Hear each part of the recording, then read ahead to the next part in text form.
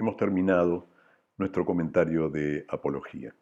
Pensé que lo iba a hacer en menos videitos, pero bueno, salió un poco largo. Espero de todos modos que haya valido la pena cuando lo completen. Por favor, no lo dejen de ver en algún momento, primero porque el tema de apología sigue para nuestro segundo trabajo práctico, que va a ser ahora la semana que viene. Pero algunas cosas.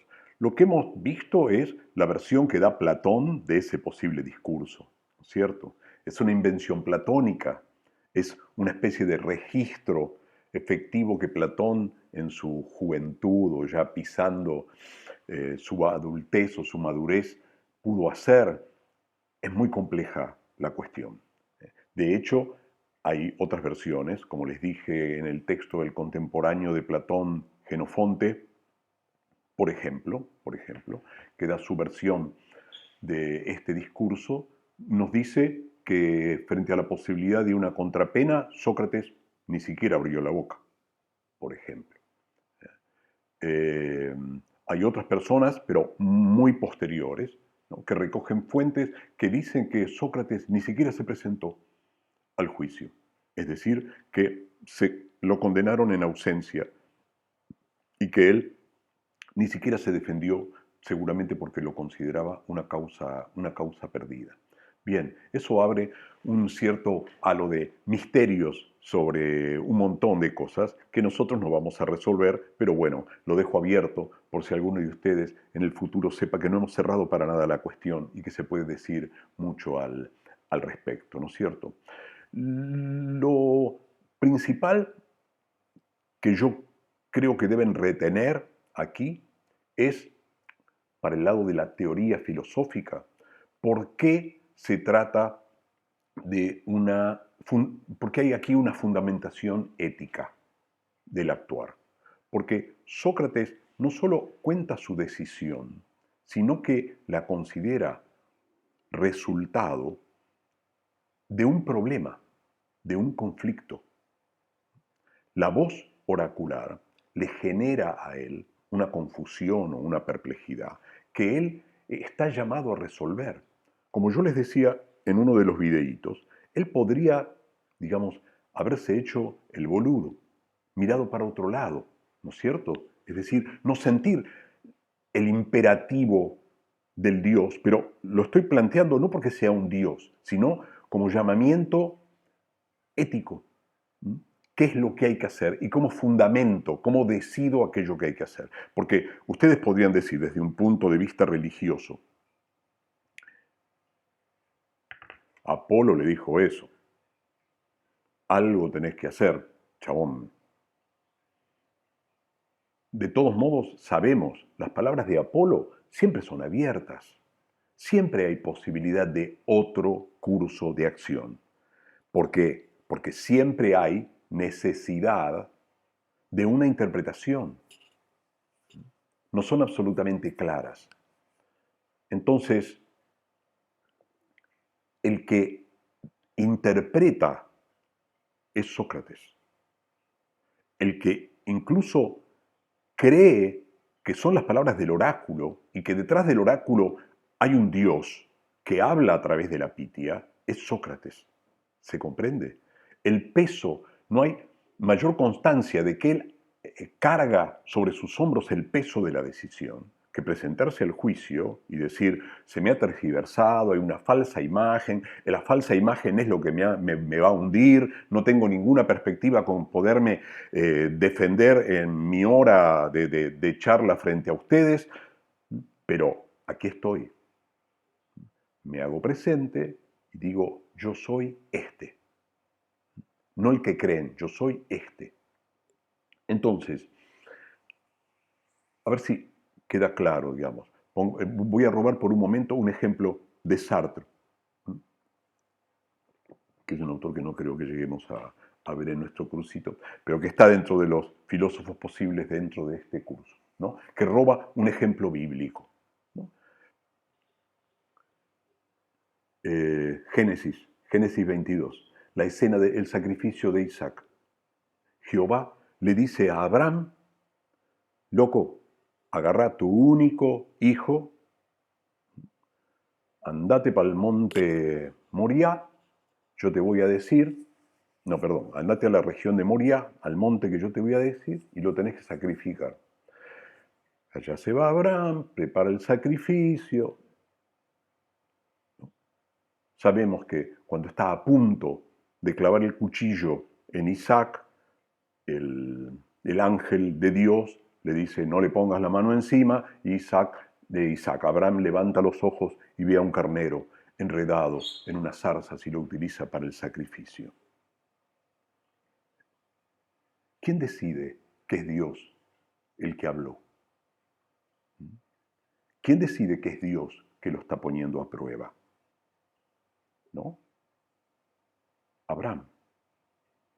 Es una diferencia grande, digamos, entre un tipo de religión y otra. Pero lo que quiero decir es que, en el fondo, el que toma la responsabilidad de decir es un Dios el que habla, es Dios el que habla. Y yo me estoy haciendo cargo porque me dirige a mí la palabra, ¿eh? La decisión ética la toma uno, aún en ese caso extremo.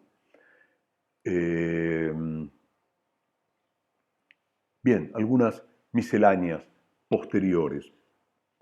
Ustedes saben que Sócrates participa de casi todos los diálogos de Platón, menos los diálogos que se suponen de la madurez y de la vejez del filósofo, donde hay algunos diálogos donde Sócrates ya no participa. Sócrates tiene distintos roles, generalmente es la voz cantante en los diálogos, cantante quiere decir la voz principal, quiero decir. Pero hay algunos diálogos que parecen referirse, como Apología, al Sócrates histórico, ¿no? Hacer justicia al Sócrates que existió. Hay dos diálogos que continúan de algún modo a Apología. Uno se llama Critón y el otro se llama Fedón. El Critón es un diálogo relativamente breve que cuenta los días que Sócrates pasa en la cárcel antes de que se lleve a cabo la condena a muerte, ¿no es cierto? La ejecución de Sócrates. En general, en la Atenas del siglo V, y eso se nos cuenta también en el Critón, la pena de muerte se ejecutaba inmediatamente. No había apelación en estos juicios, la sentencia era definitiva. Y no se acostumbraba que hubiera ningún delay, digamos, te mataban al otro día. Pero en el Critón se nos cuenta que justo cayó la condena a Sócrates en una fecha religiosa, que es de un viaje que se hace a la isla de Delos, que es la isla donde nació Apolo justamente. Y entonces ese viaje, que se llama teoría, hasta Delos, de Atenas a Delos y de Delos a Atenas. Delos es una isla muy chiquitita que está rodeada de otras islas, que se llaman justamente las Cícladas, porque están componiendo una especie de círculo cuyo centro es la isla de Delos, la isla sagrada de Apolo. En ese momento, durante todo ese periodo, estaba prohibido liquidar a nadie en Atenas. Entonces, Sócrates está en prisión durante 10 días y allí Critón, justamente, uno de sus amigos, para no decir discípulos, digamos, para que Sócrates no se enoje, le ofrece la posibilidad de escaparse. Tenemos todo arreglado. Un barco que te va a llevar fuera de Atenas y tenemos arreglados a todos los guardias, ¿no? Allí Sócrates va a justificar una vez más, por otros caminos, por qué él no va a escaparse de la prisión, sino que va a ser completamente respetuoso de la decisión, aun cuando le parezca injusta, de los jueces, ¿no? Uno de los argumentos tan famosos que esgrime allí Sócrates es el tema de que el justo no puede devolver con una injusticia otra injusticia. Eso es lo que ocurre en el diálogo del Critón, que es un diálogo muy particular, de tipo político. Y el último es el Fedón, que es un diálogo que transcurre el último día de vida de Sócrates. Es un diálogo propio de la madurez de Platón. Es un diálogo muy elaborado Y se dicen cosas allí que muy difícilmente correspondan al Sócrates que vivió. Justamente es un diálogo dedicado al tema de la inmortalidad del alma, que es, si el Sócrates histórico es el que nos habló en Apología, un tema que Sócrates no tiene claro, o al menos si lo tenía claro, no lo hizo público, digamos, de ese modo. Y allí es una discusión dificilísima, dificilísima, entre él y algunos de sus compañeros de charla, ¿no? Un par de ellos que son pesadísimos, digamos, filosóficamente, ¿no? Con elucubraciones especiales, un diálogo muy difícil.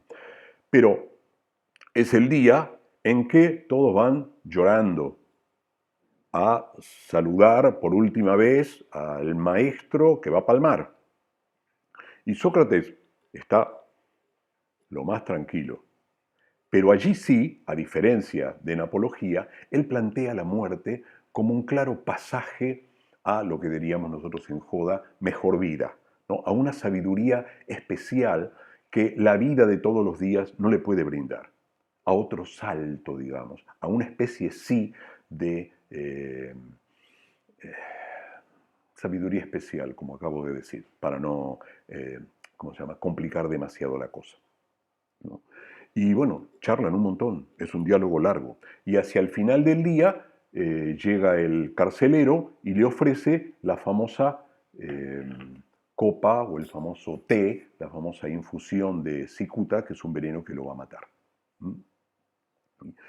Para concluir esto, por eso les estoy contando, para encontrar un final, todos los compañeros allí presentes, que están todos muy apenados, destruidos. Ah, una advertencia. Saben que Platón mismo en ese diálogo dice que él no estuvo presente. No es que dice no estuvo presente, sino uno de los que llega, pues es un diálogo, dice Platón no va a venir porque está muy enfermo. Rarísimo, ¿no es cierto? Que Platón se excluya. Vieron que en Apología aparece mencionado 2 veces. Aquí Platón se excluye a él mismo, vaya a saber si eso fue verdad o no, pero de algún modo es una maniobra para mostrarse no presente, ¿no? En el final de Sócrates. Entonces, llegado ese momento, Sócrates toma la cicuta y empieza a enfriarse el cuerpo y a sentir un malestar y calambres desde los pies hacia arriba.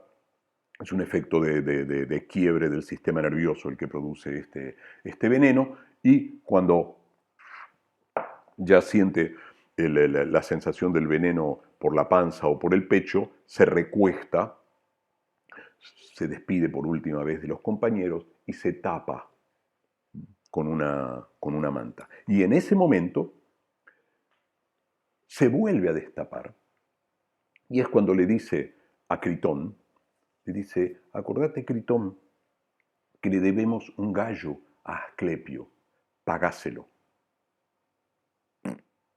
Creo que es a Critón, si no es que me estoy equivocando de amigo. Por eso lo verificamos, no importa, pero uno de sus discípulos, creo que es a Critón. Wow. Si lo viéramos, Asclepio es en Atenas el hijo de Apolo, un dios de la medicina. Apolo también lo es en cierto sentido, un dios de las curaciones, ¿no? Se acostumbraba llevarle a Asclepio un gallo o una gallina, es un ave dedicada para cuando uno había tenido una convalecencia larga, ¿no? Cuando uno se había recuperado de una enfermedad, lo llevaba de regalo, un gallo, para ser sacrificado. Y Sócrates dice eso. Por un lado podríamos pensar, mira vos, el que es condenado por no reconocer a los dioses en el último momento se acuerda de esta boludez. ¿Mm? ¿Cuál es el sentido de esa frase? Ustedes habrán visto esa frase quizás expresada con el nombre del dios en latín, ¿no? El famoso gallo para Esculapio, ¿no? Bien, es un misterio, ¿no es cierto? Quizás, dirá Nietzsche, Sócrates no amaba la vida y la consideraba una enfermedad. Lo discutiremos en otro momento.